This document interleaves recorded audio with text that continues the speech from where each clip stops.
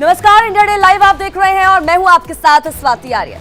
और चलिए अब देखते हैं हमारा खास शो जीना इसी का नाम है, कथावाचक पलक किशोरी के साथ।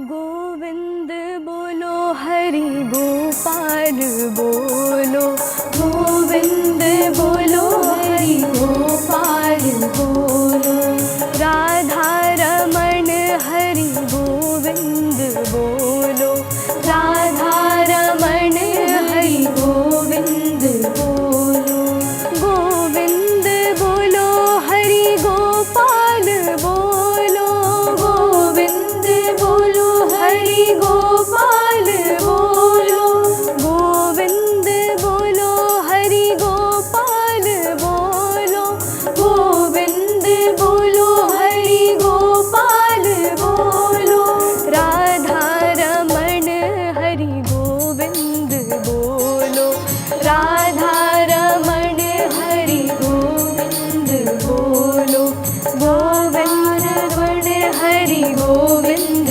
बोलो, राधा रमण हरि गोविंद बोलो, राधा रमण हरि गोविंद बोलो। तो कल हम सभी ने बहुत धूमधाम से दिवाली मनाई होगी। सबने अपने परिवार और दोस्तों के साथ बहुत मज़ा किया होगा। और हमारे त्यौहार इतने प्यारे होते हैं कि अगर आप पूरे परिवार के साथ उसे सेलिब्रेट करें, मनाएं, तो हमारी खुशी नेक्स्ट लेवल में होती है।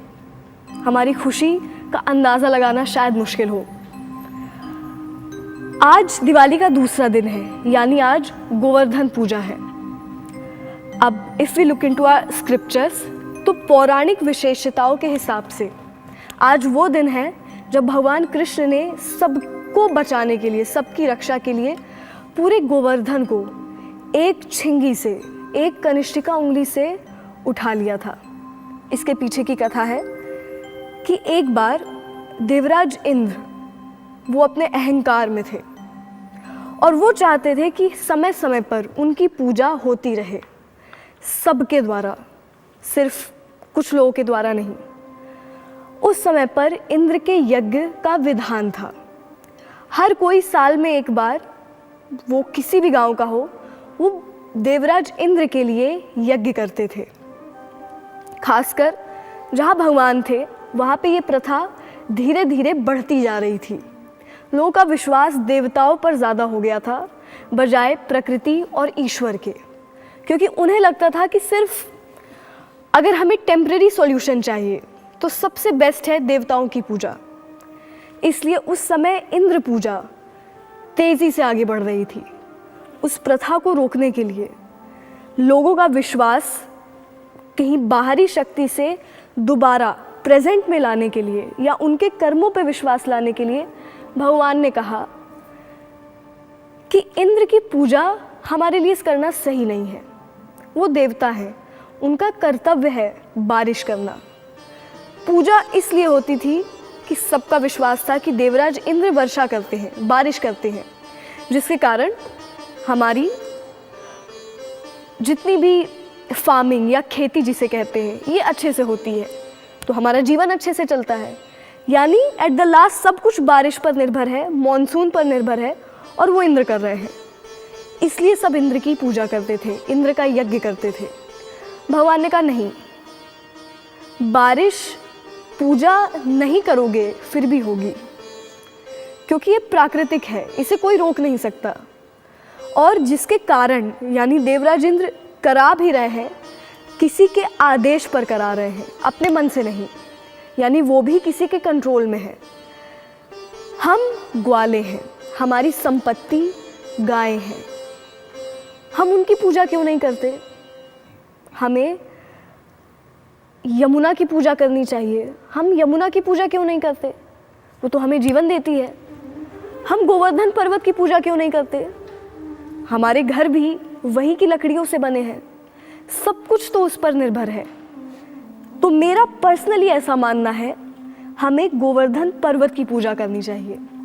उसके बाद देवराज इंद्र ने इतनी वर्षा की, इतनी बारिश हुई, कई दिनों तक, महीनों तक बारिश हुई।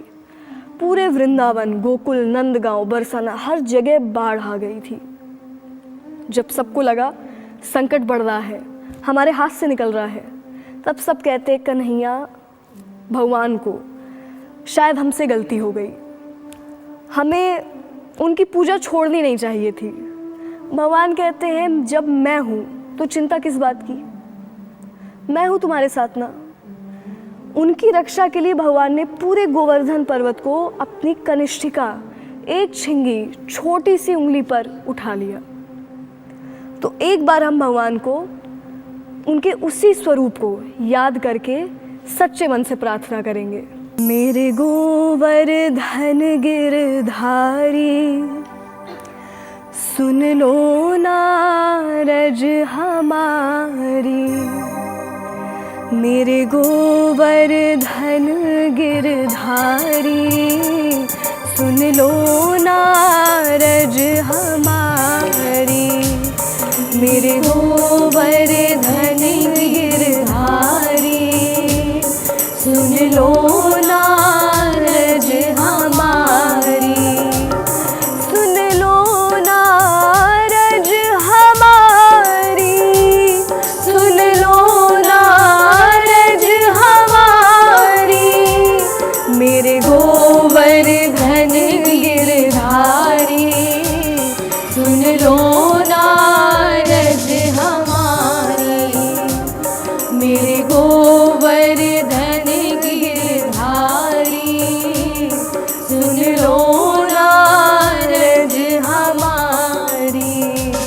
सुन लो नारज हमारी, सुन लो नारज हमारी। सुन लो नारज हमारी। बोलो कृष्ण कन्हैया लाल की जय।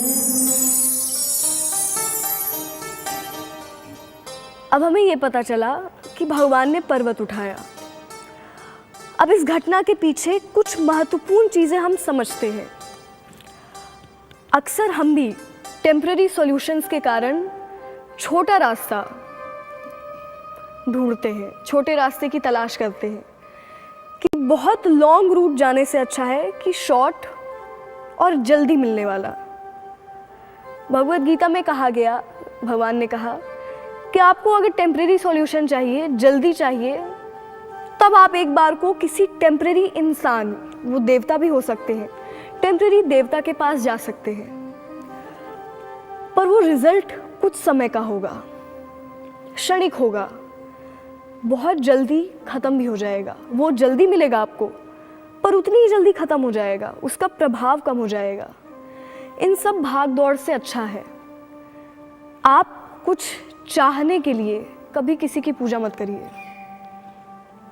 जब तक आपके अंदर डिज़ायर है, एम्बिशंस है, कुछ पाना है, तब तक आप समर्पण, सरेंडर उनके सामने नहीं कर सकते। क्योंकि हमारे अंदर जब प्रायोरिटी हमारी इच्छाएं हैं, तब हमारी इच्छाएं हम पर हावी हैं, हमारी आत्मा पर हावी है। उस समय आप कब स्वार्थी हो जाते हो आपको पता नहीं चलता। कब हमारे बिहेवियर में या हम में सेल्फिशनेस आ जाती है, स्वार्थ आ जाता है, हम अपने बारे में ज़्यादा सोचते हैं एज़ कम्पेयर टू अदर्स। जबकि भगवान ने कहा कि मुझे कैसे लोग पसंद हैं, जो खुद से ज़्यादा अपने परिवार का ध्यान दे और अपने परिवार से भी ज़्यादा समाज का ध्यान दे। आप खुद को तो लास्ट में रखो, ऐसे लोग भगवान को अच्छे लगते हैं। तो पहली और सबसे महत्वपूर्ण चीज़ कि हमें टेम्परेरी सॉल्यूशंस के लिए किसी को अपना आराध्य नहीं मनाना है। आप ये देखिए, ऐसे कौन से भगवान का रूप है, ऐसा कौन सा एक पर्टिकुलर सगुण अवतार है जिससे आप बहुत हद तक जुड़े हैं या जिन्हें आप खुद से जोड़ सकते हैं, रिलेट कर सकते हैं, जिनके बारे में सुनना आपको अच्छा लगता है, जिनके बारे में बातें करते करते आप बोर नहीं होते, या जिनके बारे में बताना आपको अच्छा लगता है, सारी चीज़ें जब किसी एक में दिखें, समझ लीजिए आपके लिए यही बेस्ट है। और वो भगवान का कोई भी रूप हो सकता है। वो श्री राम हो सकते हैं, वो शिव जी हो सकते हैं, और वो श्री कृष्ण भी हो सकते हैं। तो पहली चीज़, डोंट ग्रैस्प और don't seek for temporary solutions. हमेशा उन चीज़ों पर ध्यान दीजिए जो लंबे समय तक के लिए हैं, जो लाइफ लॉन्ग चलेंगी, आपके साथ, सबके साथ, समाज के साथ। दूसरी सबसे बड़ी सीख, भगवान ने यहाँ बाहरी दिखावे को रोककर जो प्रैक्टिकल है, वाकई में हमारी जो मदद करता है, उस पर ज़्यादा फोकस किया है। यानी वो कह रहे हैं उन चीज़ों पर विश्वास मत करो जो तुम्हें दिख नहीं रही है।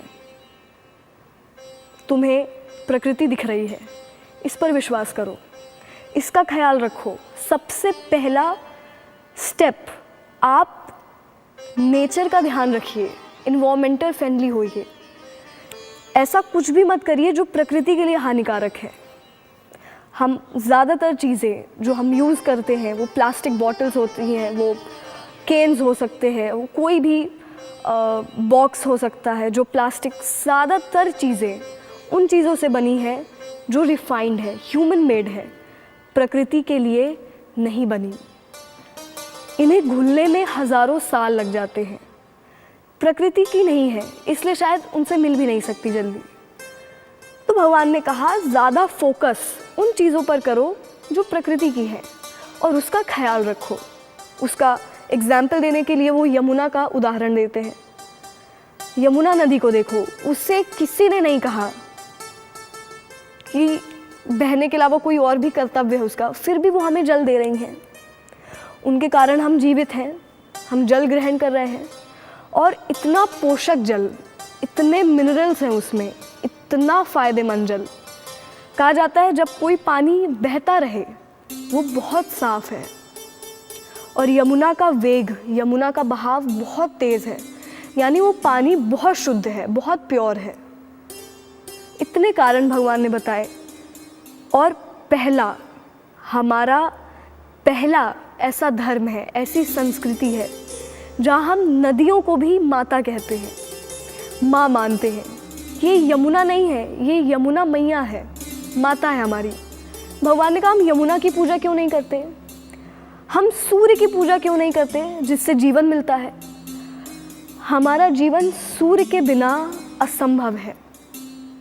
हमें जीवित रहने के लिए सूर्य की रोशनी चाहिए। सूर्य की रोशनी तो इतनी हद तक हमारे लिए ज़रूरी है, सिर्फ विटामिन डी, कैल्शियम के लिए नहीं, डोपामाइन के लिए भी ज़रूरी है। डोपामाइन एक ऐसा हार्मोन है जो हमें खुशी लाता है, हैप्पीनेस लाता है।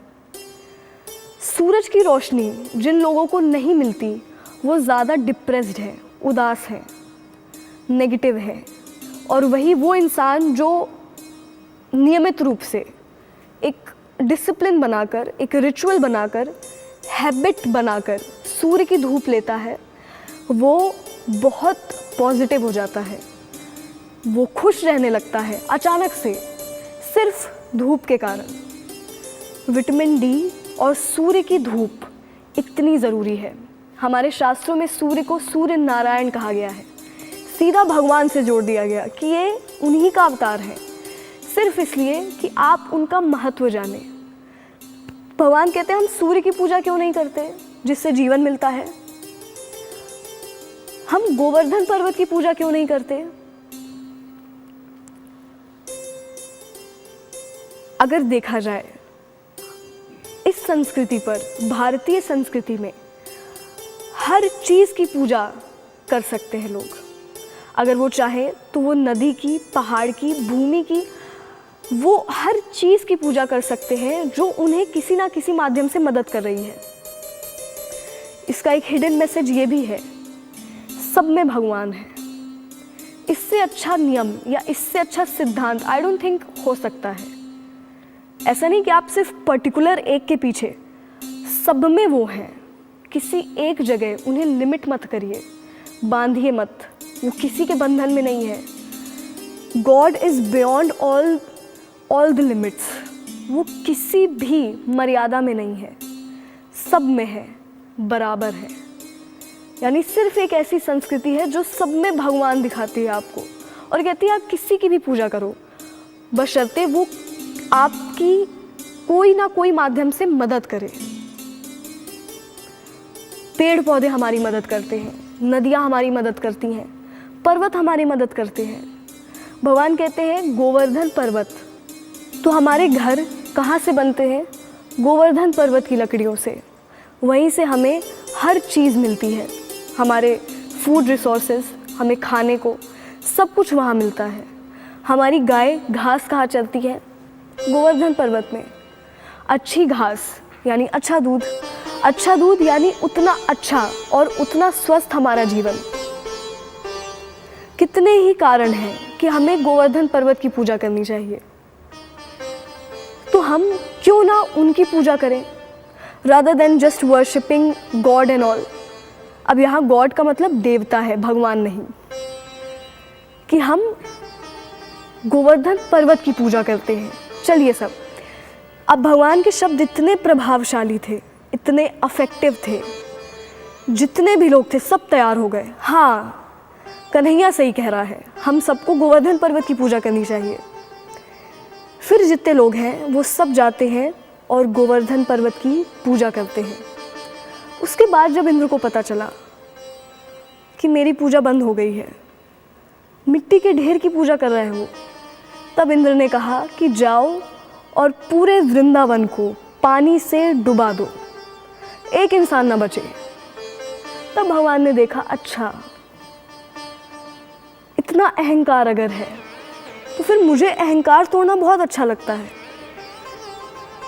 उन्हें समझाने के लिए भगवान ने पूरे गोवर्धन पर्वत को कनिष्ठिका उंगली में उठाया, और एक दिन नहीं, 2 दिन नहीं, 7 दिनों के लिए, 7 दिन। और गोवर्धन पर्वत की हाइट 30,000 मीटर, शायद हम नहीं सोच सकते। और ये हाइट है, कहा जाता है गोवर्धन की हाइट उसके ब्रेथ से चौथाई है, यानी जो लंबाई है आप वो सोच लीजिए कितनी होगी, जब उसकी हाइट 30,000 मीटर थी। इतने बड़े पहाड़ को भगवान ने अकेले 7 दिन 7 रात बिना रुके, बिना हिले, इकट्ठा उठाए रखा, नॉन स्टॉप। वहाँ के लोग इतने सीधे थे, इतने भोले थे, उन्हें यह भी नहीं एहसास हो रहा कि जो इतना बड़ा काम कर सकता है वो साधारण नहीं हो सकता। जितने लोग हैं वो कहते हैं कन्हैया जब तुम थक जाना हमें बताना, हम उठा लेंगे। भगवान कहते हैं मुझे सिर्फ यही बात तुम्हारी अच्छी लगती है कि तुम इतने भोले हो। और सब, सिर्फ एक नहीं, उनके जितने मित्र हैं, जितने दोस्त हैं, जितने उनके बाबा यानी नंद बाबा के जितने मित्र हैं, सब बहुत भोले लोग। इसलिए कहा जाता है भगवान को भोले बहुत अच्छे लगते हैं। जितने लोग भी इनोसेंट हैं, एक इनोसेंस है, मासूमियत है, भगवान को ऐसे लोग सबसे अच्छे लगते हैं। ये बात हो गई गोवर्धन पर्वत की। अब हम आते हैं जो सबसे ज़्यादा भगवान की इच्छा है हमें समझाने की। इंद्र आए, इंद्र का भगवान का सीधा युद्ध हुआ, इंद्र की पराजय हुई, वो हारे, वो वापस आए। 8वें दिन भगवान ने गोवर्धन पर्वत नीचे रखा। इंद्र आकर भगवान के सामने हाथ जोड़कर कहते प्रभु मुझे माफ़ कर दीजिए, मैं आपको समझ नहीं पाया, मैं आपको जान नहीं पाया, आप कौन है रियलिटी में, मेरी गलती थी, मुझ में अहंकार था। भगवान कहते मैं नाराज़ नहीं हूँ, पर अहंकार किस बात का था? जब पूरी शक्तियाँ मैं तुम्हें देता हूँ, तुमने समझ लिया कि तुम कर रहे हो सब कुछ, किसी के हाथ में कुछ नहीं है। जो कर रहा है वो सिर्फ प्रकृति का नियम या तुम्हारा कर्म फल, सिर्फ वो कर रहा है। रही बात मुझे मानने की, देवराज इंद्र कहते हैं कि अगर आप भगवान हैं तो आप एक साधारण इंसानों के साथ जो ग्वाले हैं, आप उनके साथ कैसे रहते हैं? आपको तो बहुत वैभव से रहना चाहिए। अगर भगवान कहते हैं तुम्हारी नज़रों में होगा कोई ऊंचे कुल का, कोई नीचे कुल का, मेरी नज़रों में सब एक जैसे हैं, मेरी नज़रों में भेद नहीं है। यही है वो सबसे बड़ी सीख जो शायद सुपरस्टिशंस ख़त्म कर देती है, हमारी अंधविश्वास को रोक देती है। अगर भगवान कह सकते हैं कि सब बराबर है, मतलब सब बराबर है, फिर हम नहीं है कुछ कहने वाले कि कोई ऊपर कोई नीचे। इवन उनने कर्मों को भी अगर डिवाइड किया, बांटा, वो सिर्फ कर्म देखकर, ना कि जन्म देखकर। भगवान कहते हैं मेरे लिए सब मेरे बच्चे हैं, कोई ऊंचा नहीं है, कोई नीचा नहीं है, और सब मुझे उतने प्यारे हैं। तुम्हें लगता होगा कोई ज़्यादा खास है, कोई कम, मेरा कोई ज़्यादा खास नहीं है, और ऐसा कोई नहीं है जिसकी मैं चिंता ना करता हूँ। मुझे सबकी बराबर चिंता है, बशर्ते मैं दिखाता नहीं हूँ। तो पहली सीख कि हमें टेम्पररी की जगह परमानेंट सोल्यूशन की तरफ, यानी सिर्फ और सिर्फ ईश्वर की तरफ जाना चाहिए। दूसरी सीख, हम नेचर कॉन्शियस बने, हम ख्याल रखें प्रकृति का, ऐसा कुछ भी ना करें जो इसके लिए घातक हो, क्योंकि अगर प्रकृति क्रोध में आ गई फिर हमें पता है परिणाम कैसा हो सकता है। तीसरी सीख कि भगवान ने सबको बचाने के लिए गोवर्धन पर्वत उठाया, यानी अगर हम सही हैं, हम में इनोसेंस है, हमने गलती नहीं की, तो आपकी रक्षा वो करेंगे। और चौथी सबसे बड़ी सीख कि हमारी नज़रों में अंतर नहीं होना चाहिए, सब एक जैसे हैं, कोई ऊंचा या कोई नीचा नहीं है। अगर आपको जज करना है किसी को, वो सिर्फ उसके कर्म देखकर करिए, जन्म नहीं। उसकी क्वालिटीज़ क्या है, अगर उसमें बहुत अच्छी क्वालिटीज़ हैं, उनकी नज़रों में बहुत अच्छा है, और हमें भी वैसा ही बनना है। थोड़ी बहुत कमियां सब में होती हैं, पर उन कमियों को हम अपना सेंटर ऑफ अट्रैक्शन ना बना दें। उन कमियों को हमें ओवरकम भी करना है, उनसे बाहर निकलना है, और फिर उन्हें कॉन्कर करना है। Once we conquer our weaknesses, our disabilities, तब हम सच में उनके रास्ते, यानी योग के रास्ते पे चल पाएंगे। आज हमने सुना गोवर्धन लीला के बारे में, और भगवान इसके पीछे हमें क्या समझाना चाह रहे हैं। वो प्रकृति का महत्व बता रहे, वो गायों का महत्व बता रहे, और वो हमारी सोच का भी महत्व बता रहे।